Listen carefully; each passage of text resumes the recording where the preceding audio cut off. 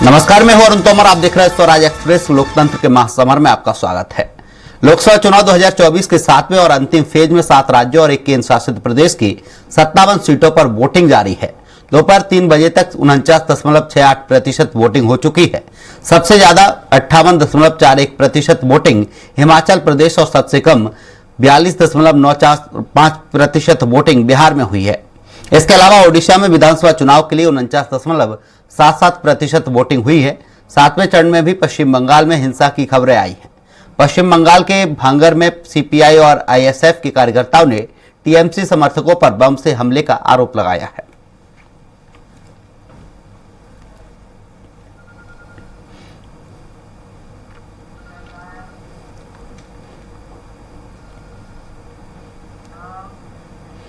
लोकसभा चुनाव के आखिरी चरण में यूपी की 13 सीटों पर वोटिंग चल रही है। 3 बजे तक 46.83% वोटिंग हुई है। सबसे ज्यादा चंदौली में 51.27% और सबसे कम सलेमपुर में 43.48% वोटिंग हुई है। वाराणसी में 48.38% मतदान हुआ है। गाजीपुर से सांसद और सपा प्रत्याशी अफजाल अंसारी ने चुनाव आयोग से मतदाताओं को बूथ से भगाने का आरोप लगाया है। सपा ने चुनाव आयोग से 7 घंटे में 80 से ज्यादा शिकायतें की है। ज्यादातर शिकायतें ईवीएम से जुड़ी हुई है। मिर्जापुर में केंद्रीय मंत्री अनुप्रिया पटेल ने मतदान करने के बाद कहा कि इंडी गठबंधन ताश के पत्तों की तरह बिखर जाएगा। यूपी में आज महाराजगंज, गोरखपुर, कुशीनगर, देवरिया, बांसगांव, घोसी, सलेमपुर, बलिया, गाजीपुर, चंदौली, वाराणसी, मिर्जापुर और राबर्ट्सगंज से वोटिंग हो रही है।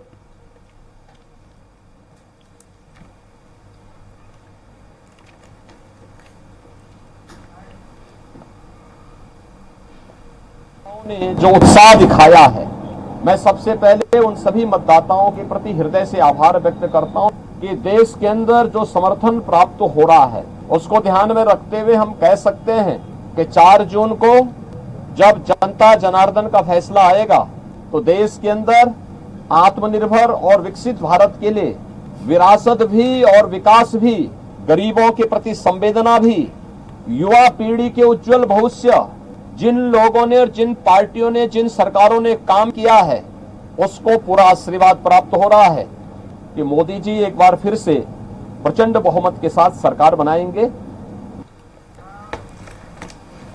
चंडीगढ़ में लोकसभा चुनाव के लिए वोटिंग जारी है। 3 बजे तक लोकसभा सीट पर 52.61% वोटिंग हुई है। बॉलीवुड अभिनेता आयुष्मान खुराना ने मुंबई से आकर चंडीगढ़ में अपना वोट डाला है। सांसद और अभिनेत्री किरण खेर ने भी सेक्टर 7 में मतदान किया है। भाजपा उम्मीदवार संजय टंडन और हरियाणा के सीईओ अनुराग अग्रवाल ने वोट डाल दिया है। इस सीट पर मतदान शाम 6 बजे तक चलेगा। इस सीट पर कुल 19 उम्मीदवार चुनावी मैदान में हैं। इनमें से मुख्य मुकाबला भाजपा के संजय टंडन और इंडिया गठबंधन के मनीष तिवारी के बीच में है। कांग्रेस उम्मीदवार मनीष तिवारी अपने लिए वोट नहीं कर पाएंगे क्योंकि उनका वोट पंजाब के लुधियाना में पड़ता है। मैं सारे चंडीगढ़ के वासियों को आह्वान करना चाहता हूं कि सुबह घर से निकलें और वोट डालने के लिए जो ये लोकतंत्र का पर्व है जो आज चंडीगढ़ में मनाया जा रहा है उसके लिए आप भी घर से निकलें और अपने जो वोट का जिसको हम अधिकार मानते हैं उसके साथ ही साथ हमारे देश के प्रति हमारा कर्तव्य भी है कि हम इस कर्तव्य को पूरा करें और इसको निभाने के लिए वोट जरूर करें। आज चंडीगढ़ में बीजेपी के प्रत्याशी संजय टंडन, कांग्रेस के प्रत्याशी मनीष तिवारी के पास हो रही वोटिंग में लोगों की प्रतिक्रिया। पार्लियामेंट थी जो लोकल लोगों को ये कह दिया, सर्दियों के बाद गर्मी आती है, बहुत छह के लिए होते हैं। और इस बार चंडीगढ़ में 10 सालों से जो एक हमारी जो मेंबर ऑफ पार्लियामेंट थी जो लोकल लोगों को ये कह दिया छित्तर मारो इनको, तो इस बार छित्तर जनता मारेगी उनको, जो जनता को छित्तर मारे। तो बदलाव जरूरी है और परिवर्तन प्रकृति का नियम है। देखो जी, मुद्दे तो गिनाने वाले बहुत है। मोटे मोटे मुद्दे जो है महंगाई के हैं, बेरोजगारी के हैं। पिछले 10 साल में जो हमारे सिटिंग एमपी रहे हैं बीजेपी से, कोई काम नहीं किया। आप कहीं भी जाके चले जाओ, चंडीगढ़ में किसी से भी पूछ लो, काम के नाम पे 0। मैं चंडीगढ़ में विकास के मुद्दे पे वोट दूंगा और मैं आम जनता को, पब्लिक को भी यही कहूंगा कि विकास के मुद्दे पे वोट डालिए। और हमारे देश में 10 साल में बहुत विकास हुआ है। विदेश में भी हमारे बच्चे रहते हैं, वो भी कहते हैं कि हमारे देश का नाम बहुत ऊंचा हुआ है। और 10 साल में गरीब आदमी की इस सरकार ने बहुत हेल्प की है और हम भी इसमें इनका सहयोग करना चाहते हैं। पंजाब के सीएम भगवंत सिंह मान ने अपनी पत्नी डॉक्टर गुरप्रीत कौर के साथ संगरूर में वोटिंग की। आपको बता दें कि संगरूर से आम आदमी पार्टी के उम्मीदवार मीत हेयर हैं।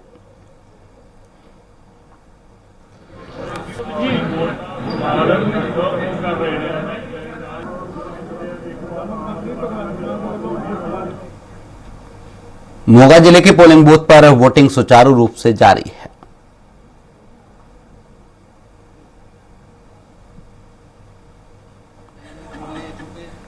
ਤਿਉਹਾਰ ਮਨਾਉਣ ਦੇ ਲਈ ਮਸ਼ਹੂਰ ਨੇ। ਪੰਜਾਬ ਦੇ ਲਈ ਕੋਈ ਵੀ ਤਿਉਹਾਰ ਹੋਵੇ ਉਹਨੂੰ ਮਨਾਉਣ ਦੇ ਲਈ ਆਪਣੇ ਘਰਾਂ ਤੋਂ ਬਾਹਰ ਆਉਂਦੇ ਨੇ। ਅੱਜ ਤਾਂ ਲੋਕਤੰਤਰ ਦਾ ਸਭ ਤੋਂ ਵੱਡਾ ਤਿਉਹਾਰ ਹੈਗਾ।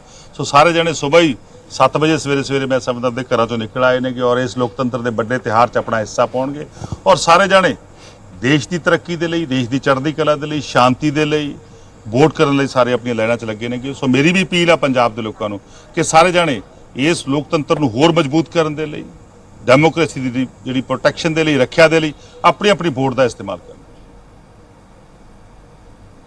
First time to vote, but I'm thinking to vote someone who can implement our Punjab और हमारे पंजाब में देश छोड़ के जा रहे हैं लोग, तो मैं बेरोजगारी से वोट करूँगा जिससे पंजाब की तरक्की हो और आफ्टर ऑल डेवलप हो पंजाब। ਜਿਹੜੇ ਪੰਜਾਬ 'ਚ 7ਵੇਂ ਚਰਨ ਦੇ ਇਲੈਕਸ਼ਨ ਹੋ ਰਹੇ ਆ, ਇੰਨੀ ਗਰਮੀ ਦੇ ਬਾਵਜੂਦ मैक्सिमम दुनिया वोट करे, अपने हक का इस्तेमाल करे कि जो भी जो इलैक्शन है ये अगों पंजाब को डेवलप करने लिए भी देखा।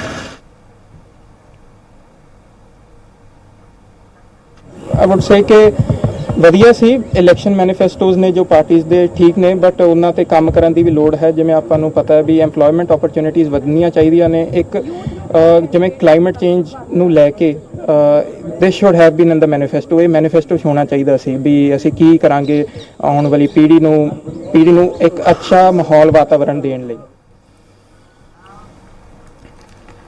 पंजाब में कैबिनेट मंत्री हरजोत सिंह बैस अपने परिवार के साथ वोट डालने पहुंचे और वोट डालने की अपील भी की। लोगों से कहा कि वे अपने मत का प्रयोग अनुशासित तरीके से करें। उन्होंने पर्यावरण को सुरक्षित रखने की भी अपील की है। ਅੱਜ ਲੋਕਤੰਤਰ ਦਾ ਮਹਾਪਰਵ ਹੈ ਤੇ ਦੇਸ਼ ਦੀ ਲੋਕ ਸਭਾ ਦੇ ਲਈ, ਦੇਸ਼ ਦੀ ਕੇਂਦਰੀ ਸਰਕਾਰ ਦੇ ਲਈ ਇਹ ਵੋਟਾਂ ਪੈ ਰਹੀਆਂ। ਮੇਰੀ ਆਪ ਸਭ ਨੂੰ ਅਪੀਲ ਹੈ, ਸਾਰੇ ਨਾਗਰਿਕਾਂ ਨੂੰ, ਪੰਜਾਬ ਦੇ ਹਰ ਇੱਕ ਵਾਸੀ ਨੂੰ ਕਿ ਆਓ ਆਪਣੀ ਵੋਟ ਦਾ ਇਸਤੇਮਾਲ ਕਰੋ ਤਾਂ ਕਿ ਕਿਉਂਕਿ ਇਸੇ ਤਰੀਕੇ ਨਾਲ ਤੁਸੀਂ ਇੱਕ ਚੰਗੀ ਸਰਕਾਰ ਲੈ ਕੇ ਆ ਸਕਦੇ ਹੋ। ਤੇ ਮੈਂ ਆਪਣਾ ਇਹ ਫਰਜ਼ ਨਿਭਾਇਆ ਤੇ ਤੁਸੀਂ ਵੀ ਆਪਣਾ। ਅੱਜ ਲੋਕਤੰਤਰ ਦਾ ਮਹਾਪਰਵ ਹੈ ਤੇ ਦੇਸ਼ ਦੀ ਲੋਕ ਸਭਾ ਦੇ ਲਈ, ਦੇਸ਼ ਦੀ ਕੇਂਦਰੀ ਸਰਕਾਰ ਦੇ ਲਈ ਇਹ ਵੋਟਾਂ ਪੈ ਰਹੀਆਂ। ਮੇਰੀ ਆਪ ਸਭ ਨੂੰ ਅਪੀਲ ਹੈ, ਸਾਰੇ ਨਾਗਰਿਕਾਂ ਨੂੰ, ਪੰਜਾਬ ਦੇ ਹਰ ਇੱਕ ਵਾਸੀ ਨੂੰ ਕਿ ਆਓ ਆਪਣੀ ਵੋਟ ਦਾ ਇਸਤੇਮਾਲ ਕਰੋ ਤਾਂ ਕਿ ਕਿਉਂਕਿ ਇਸੇ ਤਰੀਕੇ ਨਾਲ ਤੁਸੀਂ ਇੱਕ ਚੰਗੀ ਸਰਕਾਰ ਲੈ ਕੇ ਆ ਸਕਦੇ ਹੋ। ਤੇ ਮੈਂ ਆਪਣਾ ਇਹ ਫਰਜ਼ ਨਿਭਾਇਆ ਤੇ ਤੁਸੀਂ ਵੀ ਆਪਣਾ ਫਰਜ਼। हमारे साथ बीजेपी प्रवक्ता शैनू गोयल जी जुड़ी हैं। आपका बहुत बहुत स्वागत है स्वराज एक्सप्रेस में। शैनू जी, जिस तरीके से आज वोटिंग चल रही है और देखा जाए आखिरी चरण की वोटिंग चल रही है, क्या लग रहा है कि बीजेपी के पक्ष में कितना मतदान हो रहा है, कितनी सीटें बीजेपी की आने वाली है? Thank you sir. सबसे पहले तो मैं ये बताना चाहती हूँ कि पंजाब में जो वोटिंग हुई है उसका बहुत अच्छा जो समर्थन है हमें लोगों से मिला है। हम एक सच्चाई के साथ लोगों के आगे गए और उनको अपनी उपलब्धियों के बारे में बताया और जिस तरीके से हमने उनके आगे बातें रखी तो लोगों ने हमें भारी समर्थन जो है पंजाब में दिया और हर जगह से जो है लोग निकल करके भाजपा को समर्थन दे रहे हैं और हमें आशा है कि हम बहुत अच्छा जो है रिजल्ट पंजाब से लेके आएंगे। लेकिन इंडिया गठबंधन कह रहा है कि अब की बार तो सफाया होने वाला है। जिस तरीके से इंडिया गठबंधन की लगातार बैठकें चल रही हैं और वो चर्चा कर रहा है, जनता के बीच में जा रहे हैं। देखिए, इंडिया गठबंधन का तो नहीं पता मुझे, लेकिन जहां से हमें रिपोर्ट आ रही है कि हम तीसरी बार प्रधानमंत्री नरेंद्र मोदी जी हम तीसरी बार सरकार बनाने जा रहे हैं और बड़ा स्पष्ट हो चुका है कि वो एक बौखलाहट में बोल रही है, लेकिन लोगों का समर्थन जिस प्रकार से हमें मिला है, चाहे वो महिलाएं हो, चाहे वो अन्य वर्ग हो, उनसे इतना सपोर्ट मिला है। उन्होंने सैनू, जिस तरीके से देखा जाए आज इंडिया गठबंधन की बैठक कर रहे हैं खड़गे जी, सबको एक इशारा देना था कि हम किस ढंग से इस आगे चुनाव के दिन लड़ना चाहिए और बोलना चाहिए, ये चीज पे हमने चर्चा की। दूसरा, हमारा जो गठबंधन का जो एक निर्णय ये है कि हम जो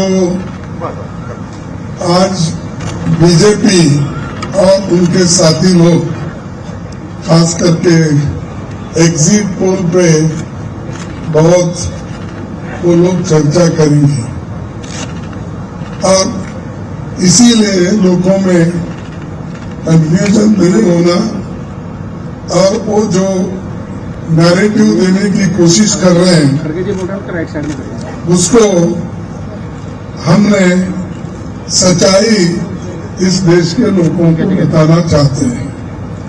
इंडिया गठबंधन कम से कम 295 सीटें प्लस 295 से ज्यादा आएंगे, कम तो नहीं आएंगे। ये हमने आकलन किया कि सभी हमारे नेताओं से पूछने के बाद ये एक आंकड़ा हमारे पास मिला है और इस आंकड़े में कोई बदलाव नहीं है। ये एक जनता की सर्वे है, हमारा सर्वे नहीं है। जो जनता ने सीधा हमारे को कहा है और हमारे नेताओं को जो इंफॉर्मेशन दिया है, ये इंफॉर्मेशन पहुंचाया है, उस आधार पर ये हमने आज आप लोगों को बता रहे हैं। सरकारी सर्वे तो होते हैं क्योंकि उनके पास बहुत से आंकड़े बनाने का, बिगाड़ने का ये पहले से भी है और उनके चंद जो मीडिया के दोस्त है उसको हाई फाई करके वो भी लोग बताते हैं। इसीलिए हम आपको सत्य बताना, रियलिटी बताना, जनता का क्या मन है, जनता जो कहती है वो हम आपके सामने रख रहे हैं। और पूरे ऑल पार्टीज का एक दूसरा भी एक इंस्ट्रक्शन है कि हर कैडर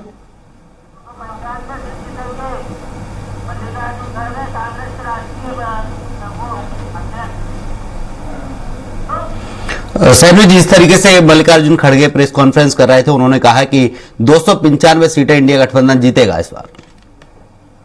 देखिए, ये 4 तारीख को बड़ी क्लियरली पता चल जाएगा कि वो इंडिया गठबंधन जिसका यही नहीं पता उनका प्राइम मिनिस्टर का चेहरा कौन सा है, वो जितना झूठ बोलते जाएंगे उनको ये लगता है कि वो इस तरह से सरकार बना पाएंगे। मुझे नहीं लगता। आपके सामने बड़े क्लियर दिखने लगेगा 4 तारीख को कि किस प्रकार से 400 पार का नारा हमारा जो है वो सच होता है और भारतीय जनता पार्टी 400 पार सीटें लेकर के तीसरी बार सरकार बनाएगी।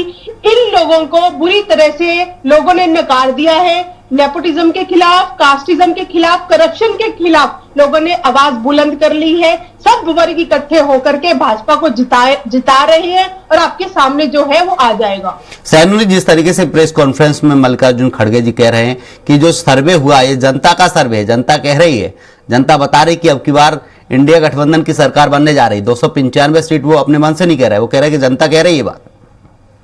देखिए, एग्जिट पोल्स का हम भी पूरा उनका वो करते हैं, रिस्पेक्ट करते हैं, लेकिन हमारा विश्वास ये है कि हम 400 पार लेके जाएंगे।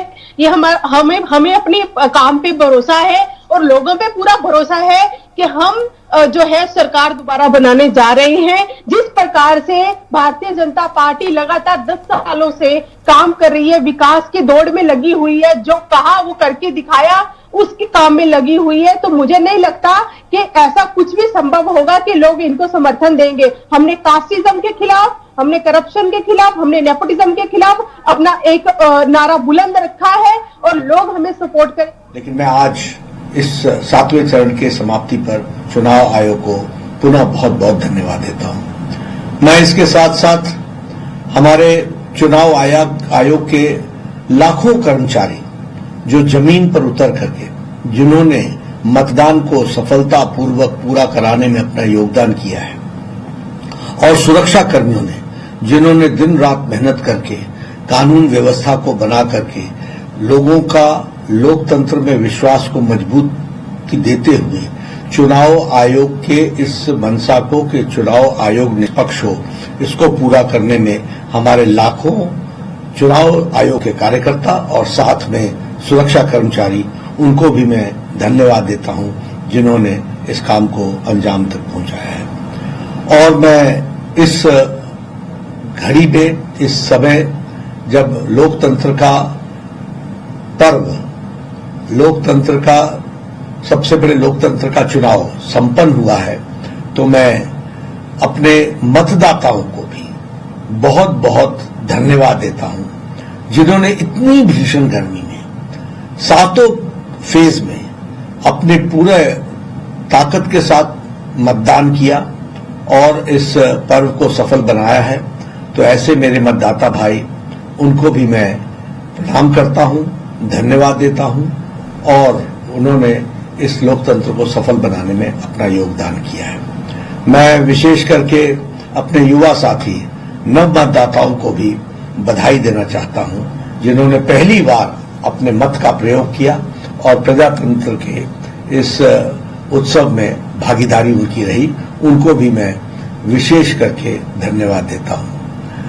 मैं धन्यवाद देता हूं अपने यशस्वी प्रधानमंत्री जी को, जिनके नेतृत्व में भारतीय जनता पार्टी ने चुनाव लड़ा, और मैं अपने करोड़ों कार्यकर्ताओं को जिन्होंने मोदी जी के नेतृत्व में। हमारे साथ सैनू जी है। सैनू जी, जिस तरीके से देखा जाए पंजाब की 13 लोकसभा सीटों पर आज वोटिंग चल रही है, क्या लग रहा है किस तरीके के रुझान इन सीटों पर मिलने वाले हैं बीजेपी को? देखिए, मैंने पहले भी कहा है कि हमने बहुत मजबूती से लोगों के सामने अपने कामों को लेकर के गए हैं, और लोगों ने हमें बहुत समर्थन जो है पंजाब में भी दिया, और इसके रिजल्ट्स आप हमें पूर्ण विश्वास है कि बहुत अच्छे जो है पंजाब में आएंगे। हम पहली बार 13 सीटों पे पंजाब में लड़ रहे हैं, और हमारा संगठन इतना मजबूत हो चुका है पंजाब में कि हम सक्षम है सब सीटों को जीतने के लिए। तो हमें पूर्ण विश्वास है जनता जनार्दन पे कि वो हमें उन्होंने हमें सपोर्ट किया होगा, और हम कई सीटें जो है पंजाब में लेकर जाएंगे। लेकिन आप कह रहे हैं कि हम कई सीटें पंजाब में लेकर जाएंगे। विधानसभा चुनाव में आम आदमी पार्टी वहां पूरे दमखम से लड़ी और मैदान में आई, सत्ता में आई। आम आदमी पार्टी का कहना है कि अब जनता जान चुकी है, अब जनता जुमलेबाजी में फंसने वाली नहीं। देखिए, पंजाब में जो है आम आदमी पार्टी को ही लोगों ने नकार दिया। उन्होंने जब देखा कि पंजाब के हालात जो है बद से बदतर हो गए हैं, ना वहां पे महिलाएं सेफ हैं, ना लॉ एंड ऑर्डर की कोई स्थिति है, जो अपना रोजगार है वो भी नहीं लोगों को मिल रहा, इवन के जो सरकारी कर्मचारी हैं उनको तनख्वाहें नहीं मिल रही, सारा दिन बिजली नहीं मिल रही। लोग इनसे अके हुए भाजपा को समर्थन दे रहे हैं। लोगों के पास एक ही विकल्प है, लोग जो है पंजाब के वो भाजपा की तरफ देख रहे हैं। उनको पता है अगर पंजाब में कोई सुधार कर सकता है, नशे पे कोई लगाम लगा सकता है, वो भारतीय जनता पार्टी है। और आप देखिएगा 4 तारीख को एक ऐसा समर्थन हमें मिलेगा जिससे लोग जो है देखेंगे कि भारतीय जनता पार्टी का पंजाब में इतना विरोध होते हुए भी जो इन पॉलिटिकल पार्टीज ने करवाया, और फिर भी हमें इतना जो समर्थन है वो मिलेगा, आपके सामने आएगा। सैनू जी, जिस तरीके से देखते हैं, कई विपक्षी नेताओं के बयान सुने हैं, कई विपक्षी नेताओं के भाषण सुने हैं, लगातार सुनने में आता है कि जब सरकार में आए थे मोदी जी कहते थे किसानों की आय दोगुनी करेंगे, बेरोजगारी खत्म करेंगे, रोजगार के नए अवसर मिलेंगे, 1 करोड़ से ज्यादा लोगों को रोजगार देंगे हर साल। लेकिन ये सब कुछ नहीं हुआ। ये सब मुद्दों को लेकर विपक्षी दल जनता के बीच में जा रहा है। देखिए, ऐसा कुछ भी नहीं है। इनकी जो कहते हैं ना जुमलेबाजी, वो चल रही है। इनके पास कोई मुद्दा तो है नहीं। ये खुद कुछ गिनाए ना कि हमने 70 सालों में पंजाब के लिए क्या किया, हमने 70 सालों में देश के लिए क्या किया है। इन्होंने करप्शन के अलावा कुछ किया ही नहीं। अगर हमने लोगों को रोजगार नहीं दिया होता तो हमारा ग्रोथ रेट है। सैनू जी, तेजस्वी यादव हैं जो कि प्रेस कॉन्फ्रेंस कर रहे हैं, देख लाए तस्वीर। का फिल्म फर्स्ट फेज में फ्लॉप हो गया 400 का। क्या उम्मीद है?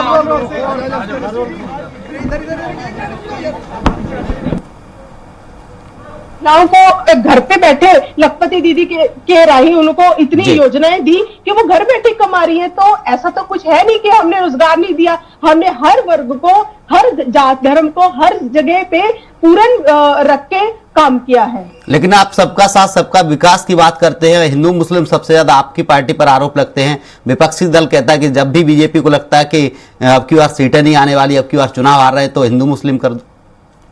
देखिए, ये जो अपीजमेंट की पॉलिसी है ना, ये कांग्रेस की है और शुरू से लेकर के जब से भारत विभाजन हुआ है तब से लेकर के इन्होंने इसी अपीजमेंट की पॉलिसी पे भी चुनाव लड़ते आए।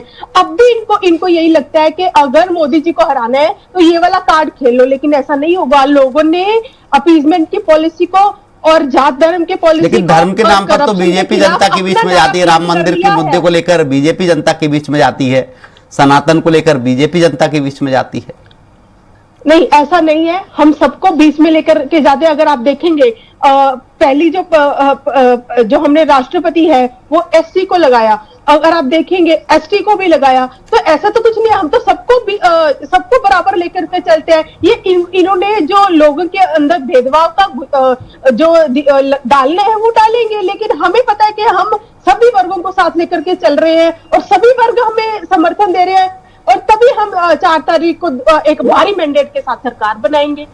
सैनू जी, विपक्षी दल जिस तरीके से कहते हैं कि 70 साल, आप कहती हैं कि 70 साल उनका राज्य रहा है, लेकिन वो कहते हैं हमारे कार्यकाल में इतनी महंगाई नहीं थी, इतनी बेरोजगारी नहीं थी, इतना भ्रष्टाचार नहीं है जो अब बीजेपी की सत्ता में। देखिए, वो कहने को कुछ भी कह सकते हैं, ये तो दुनिया जानती है किस प्रकार से घोटालों की जो लंबी लिस्ट है इनकी। सैनू, अखिलेश यादव प्रेस कॉन्फ्रेंस कर रहे हैं, देखिए। मीडिया मंडल भी बदलेगा। सबसे ज्यादा सीटें समाजवादी पार्टी और इंडिया अलायंस की होंगी। क्यों जीतेंगे?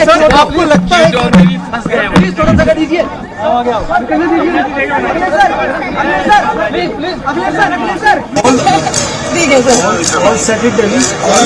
अरे कैसे है राघव जी?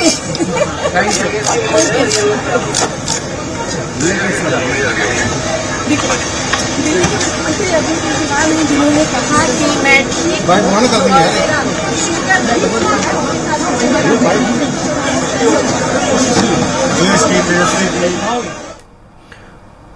सैनू जी, जिस तरीके से इंडिया अलायंस की प्रेस कॉन्फ्रेंस होने के बाद एक एक करके नेता बाहर आते जा रहे हैं। अभी अखिलेश यादव थे, इससे पहले तेजस्वी थे, उन्होंने कहा कि अब की बार इंडिया गठबंधन सत्ता में आने वाला है, बहुमत से सरकार बनने वाली है, क्योंकि उन्होंने कहा कि 400 पार का जो आंकड़ा बीजेपी नारा लगा रही थी वो ध्वस्त हो गया है। देखिए, ये तो इन लोगों को कहना ही पड़ेगा, कुछ तो लेकर मुंह लेकर जाएंगे ही ना लोगों के पास कि हम सरकार बना रहे हैं, लेकिन इनके बोलने से सच जो है झूठ नहीं हो जाएगा और झूठ जो है वो सच नहीं हो जाएगा।